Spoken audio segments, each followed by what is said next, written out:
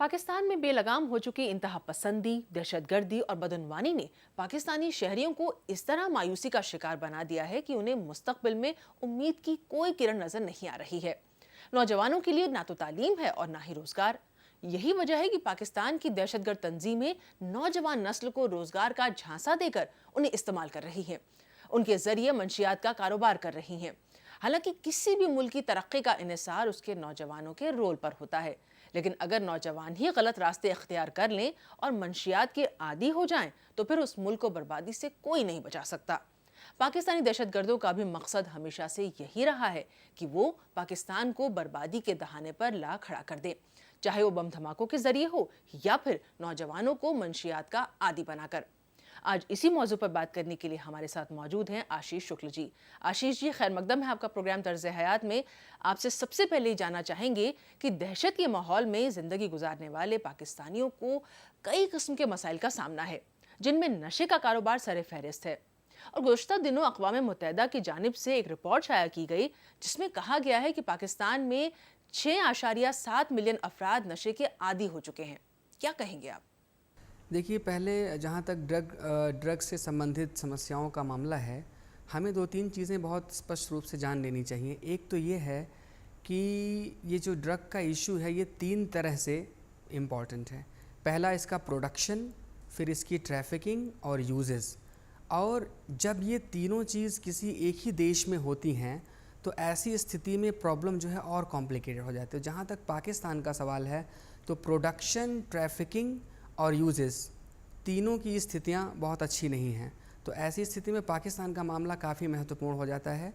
और आपने बताया कि जैसे कि यूनाइटेड नेशंस की रिपोर्ट आई है, जिसमें 6.7 मिलियन यूज़र्स को बताया गया है कि वो पाकिस्तान में है। जहाँ तक मैं जानता हूँ, 2015 जुलाई में एक पाकिस्तान में इंटीरियर मिनिस्ट्री की एक स्टैंडिंग कमेटी है जो ड्रग एंड क्राइम कंट्रोल को देखती है।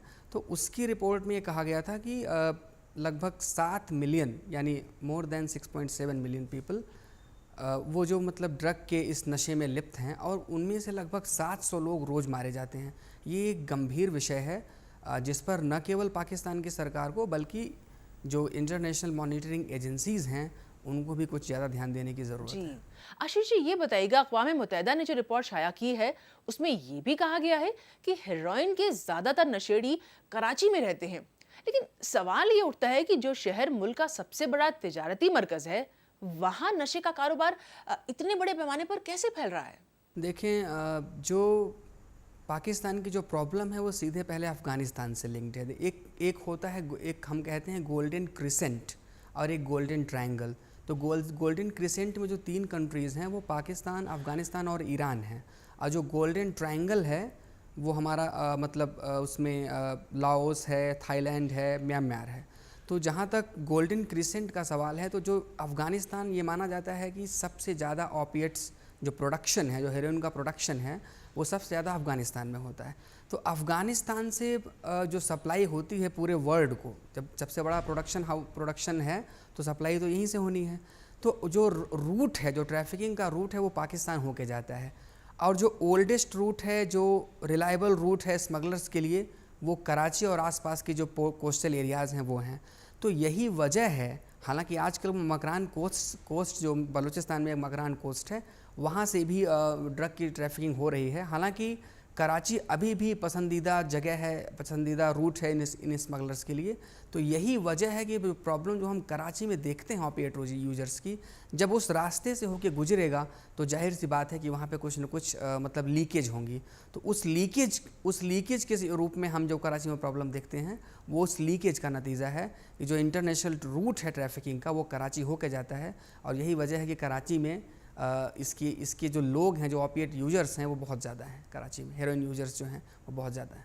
जी जी जी, ये बताइएगा आशीष जी, इस्लामी कानून लागू करने का हिमायत करने वाला तालिबान आज अफीम और हेरोइन जैसे कारोबार को फ़रोग दे रहा है, तो क्या ये उसके असली चेहरे और उसके ख़तरनाक मकसद को सामने नहीं लाता?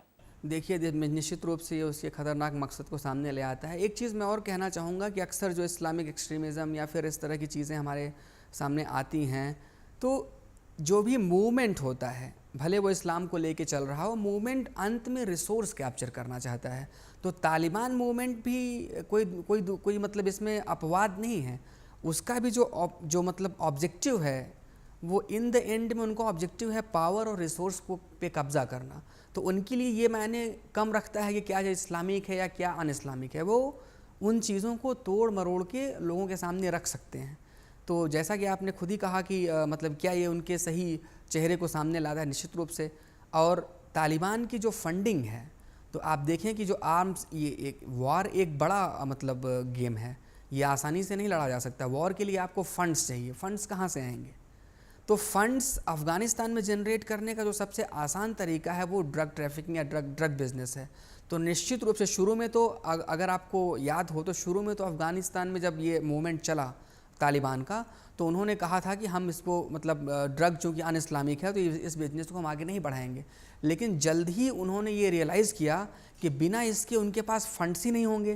तो जब फंड्स नहीं होंगे तो उनका जो लार्जर ऑब्जेक्टिव है वो कैसे पूरा होगा। तो अपने लार्जर ऑब्जेक्टिव को पूरा करने के लिए उन्होंने फिर से ड्रग बिजनेस पे मतलब ध्यान देना शुरू किया, और जो ड्रग मनी जो उन्होंने वहाँ से जनरेट किया उसका यूज़ करके उन्होंने अपनी पावर को बढ़ाने की कोशिश की। जी, ये बताइएगा कि पाकिस्तान में हर साल तकरीबन 150 मीट्रिक टन हेरोइन की सप्लाई होती है। इसमें से 80 मीट्रिक टन की खपत पाकिस्तान में और 70 मीट्रिक टन को बैरून मुल्क स्मगल किया जाता है, और इसी के जरिए दहशतगर्द तंजीमें अपने लिए फंड इकट्ठा करती हैं। क्या ये सही है? हाँ, निश्चित रूप से ये बात सही है। हालांकि मैं डेटा के बारे में बहुत श्योर नहीं हूँ, डेटा वेरी कर सकता है, लेकिन इसमें कोई शक नहीं है कि जो ड्रग बिजनेस से जनरेट होने वाला प्रॉफिट है वो टेररिज्म की ओर जाता है। जितनी भी फाइटिंग तंजीमें हैं, जो ऑर्गेनाइजेशंस हैं, उनको फंडिंग कहाँ से हो रही है? तो फंडिंग मुख्य रूप से वो ड्रग बिजनेस से है। फिर उनको कुछ डोनेशंस हैं, वो इंडिविजुअल के डोनेशंस भी हो सकते हैं, वो फिर क्राइम से जनरेट करते हैं, किडनैपिंग करते हैं, रैंसम लेते हैं। लेकिन ड्रग मनी एक बड़ा रोल प्ले करता है टेररिज्म की फाइनेंसिंग में, निश्चित रूप से हमारे रीजन में। अफ़गानिस्तान, पाकिस्तान का जो ये रीज़न है, ये जो पूरा इंटायर रीजन है, उसमें ड्रग मनी इंपॉर्टेंट है टेररिज्म की फंडिंग। बिल्कुल, बहुत बहुत शुक्रिया आशीष जी, तर्ज हयात में बात करने के लिए आपने वक्त निकाला। शुक्रिया।